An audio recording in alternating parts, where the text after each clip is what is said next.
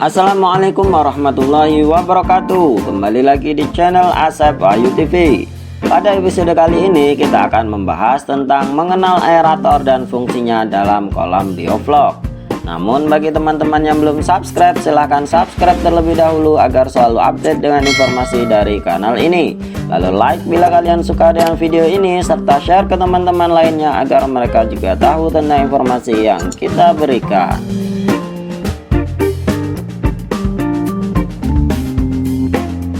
Teman-teman tentunya telah mendengar bahwa kolam sistem biovlog itu apa. Dan setelah mengenal biovlog, sudah barang pasti akan selalu ada aerator di sana. Lalu apa sih aerator itu dan apa kegunaannya ia di sana? Apakah hanya sebagai hiasan biar kolamnya sedikit artistik dan futuristik, atau ada fungsi lain yang sangat signifikan? Untuk mengetahuinya, mari kita berkenalan lebih dalam dengan aerator.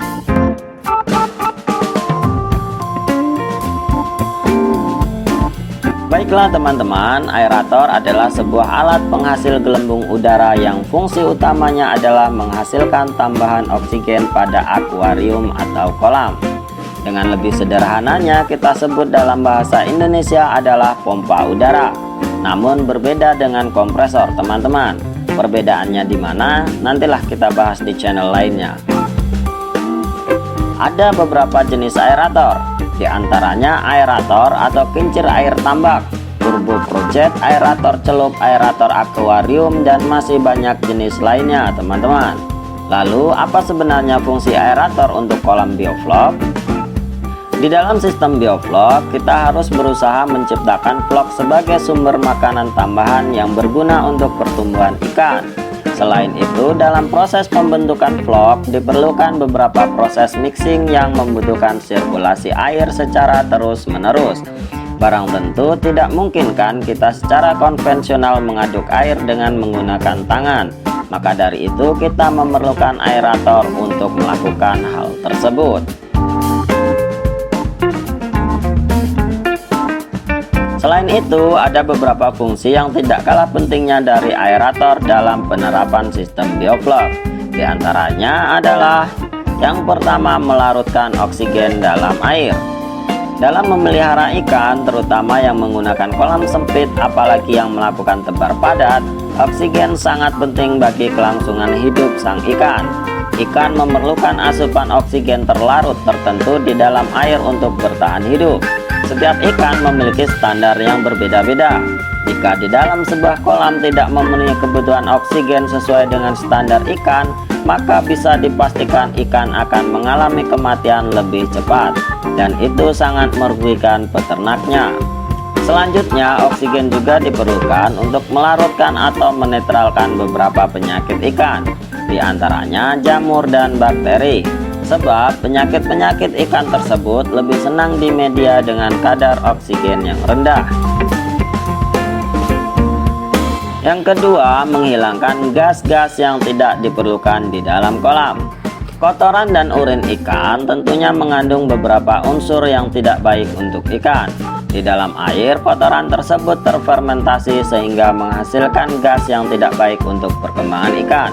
Di antaranya adalah gas karbon dioksida. Gas ini dapat membuat air menjadi lebih pekat dan ikan akan kesulitan bernafas. Ciri-ciri kolam kebanyakan gas karbon dioksida dapat terlihat ikan yang selalu mengambang di permukaan.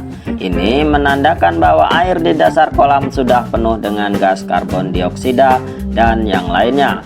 Dengan aerator, maka air akan teraduk ke atas sehingga akan mendorong gas-gas tersebut ke atas dan melepaskannya ke udara, sedangkan oksigen yang baru akan menggantikannya di dalam air. Begitu penjelasannya ilmiahnya teman-teman.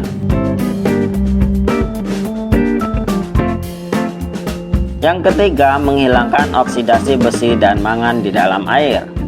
Zat besi atau mangan dalam air umumnya berada dalam bentuk ion Fe2+ atau Mn2+. Bentuk senyawa yang larut dalam air dan tidak berwarna. Jika air tersebut berhubungan dengan udara, maka ion Fe2+ atau ion Mn2+ secara perlahan akan teroksidasi menjadi bentuk senyawa Fe atau Fe3+. atau senyawa mangan dioksida atau Mn4+ yang tak larut dalam air. Senyawa-senyawa ini berwarna coklat dan dapat menimbulkan bau dan rasa yang kurang enak.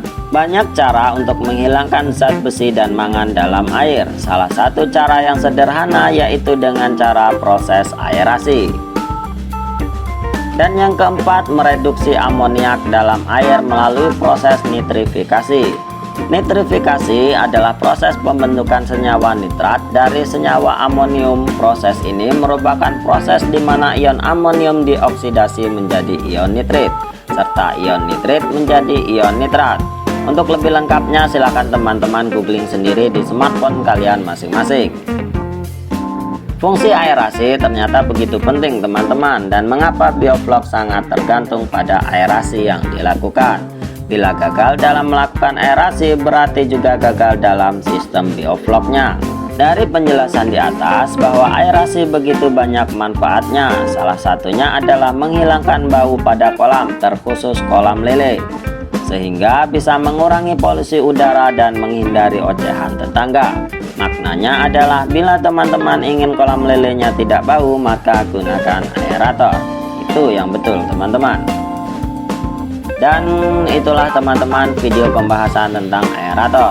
Tentunya segala sesuatunya harus kita perhatikan dengan keseriusan dan ketekunan, sebab sukses tidak akan datang tanpa kedua hal tersebut. Salam sehat selalu dari saya. Jangan lupa ikuti terus perkembangan channel ini untuk tetap menjaga tali silaturahmi antara kita. Baiklah teman-teman, demikian video ini, semoga bermanfaat. Jangan lupa subscribe, like, dan share ke teman-teman lainnya supaya mereka juga mengetahui informasi yang kita berikan. Dan bagi teman-teman yang memiliki pengalaman lebih, silahkan komentar di kolom komentar di bawah ini. Terima kasih. Wassalamualaikum warahmatullahi wabarakatuh.